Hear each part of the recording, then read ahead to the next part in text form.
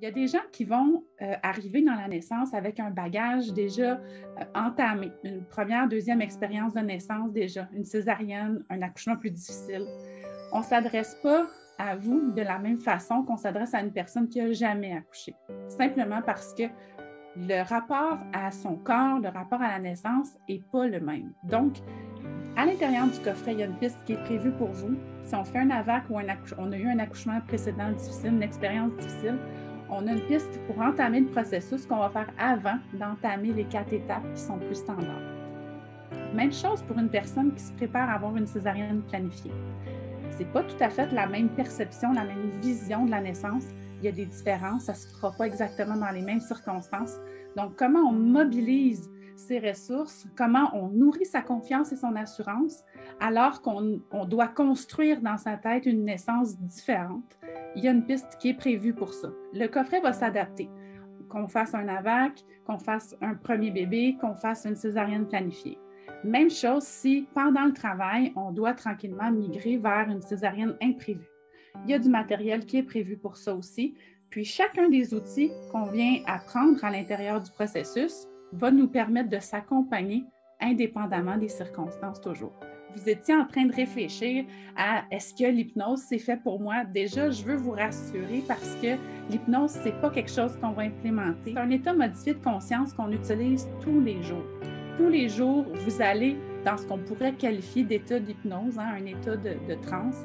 Vous allez dans cet état-là quand vous êtes en train de lire, quand vous écoutez la télé, quand vous êtes sur le point de vous endormir. Donc, si vous êtes capable de vous endormir, si vous êtes capable de vous émouvoir devant la télévision une fois de temps en temps, vous êtes capable d'aller en état d'hypnose, on va être capable de travailler avec vous. Ce n'est pas un souci. Après ça, il y a des gens qui s'endorment en 2 secondes et quart. Moi, j'ai marié un gars comme ça. Il s'étend, là, puis là, il y a à peine la tête qui touche sur l'oreiller puis qui est déjà en train de ronfler. C'est frustrant parce que c'est pas du tout mon cas. Fait que pour lui, c'est beaucoup plus facile d'aller en hypnose que pour moi.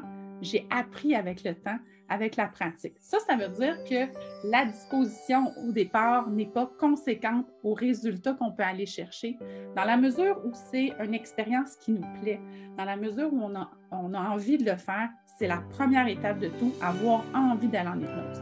Fait que si on est en train de caresser l'idée, est-ce que c'est pour moi? Est-ce que ça se peut? La réponse, c'est oui. Tout le monde peut aller en hypnose. Il y en a qui vont y aller beaucoup plus facilement que d'autres, exactement comme pour le sommeil. Fait qu'il n'y a pas de prédisposition ou de prérequis. Il n'y a pas de gens qui ne seront pas du tout capables, à moins de ne pas avoir envie d'y aller. Quelqu'un qui ne veut pas s'endormir, puis ça, on le découvre avec les enfants. Un enfant qui ne veut pas dormir, on va pas le convaincre. On va l'accompagner. On va faire le rituel du sommeil 2-3 fois de suite. Puis à un moment donné, on va peut-être abandonner et se dire, bien, le petit train du sommeil est passé. On y reviendra plus tard. Puis c'est ce qu'on fait un petit peu comme adulte aussi, si on a de la difficulté à dormir. Donc, il n'y a pas de prérequis. Tout le monde fait son petit bout de chemin à l'intérieur de ça. Tout le monde gagne à travailler avec des différentes techniques de détente, de relaxation, différentes techniques de respiration. À l'intérieur du processus, vous allez apprendre tout ça, puis c'est des outils qui sont transférables, qui sont là pour la vie.